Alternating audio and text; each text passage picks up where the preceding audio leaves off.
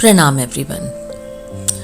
आपने कभी ना कभी सुना या महसूस किया होगा कि भगवान सही लोगों के साथ कभी गलत नहीं होने देते। जहां मृदु को उसकी किस्मत ने जिंदगी के किनारे पे अकेला छोड़ दिया था, वहीं कोई था जिसको ईश्वर ने स्वयं चुना था मृदु के लिए।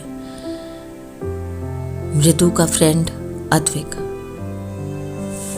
जिसने उसके कंपनी के लीगल मैटर्स में उसकी बहुत हेल्प करी। अद्विक मृदु के लिए एक फैबुलस मेंटर कम गाइड था।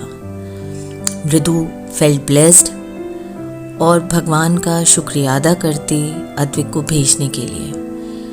आज मृदु के लिए वो एक ही शख्स था जो उसको समझ रहा था, संभाल रहा था और उसकी इज्जत करता था। और कहते हैं ना, खूबसूरत रिश्ते और बुरा वक्त, अ वेरी डेडली कॉम्बिनेशन। तो बस ऐसा ही कुछ हुआ यहाँ भी। मृदु धीरे धीरे अद्विक से प्यार करने लगी।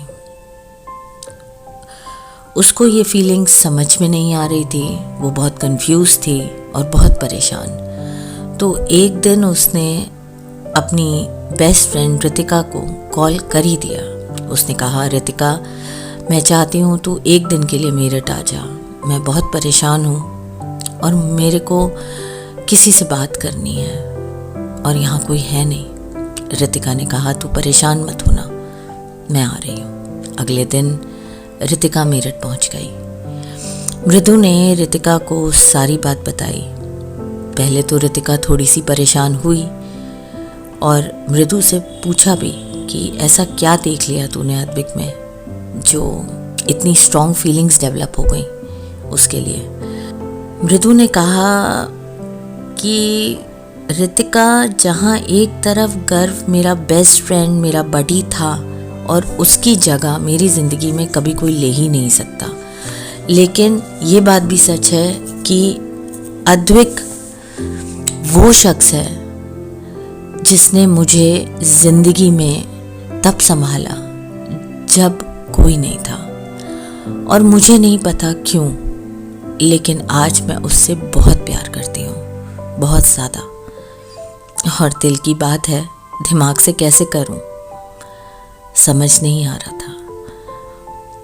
और मेरा यकीन है, अगर कभी ज़िंदगी में मौका लगा तुझसे मिलवाने का, तो तुझे भी वो बहुत पसंद आएगा।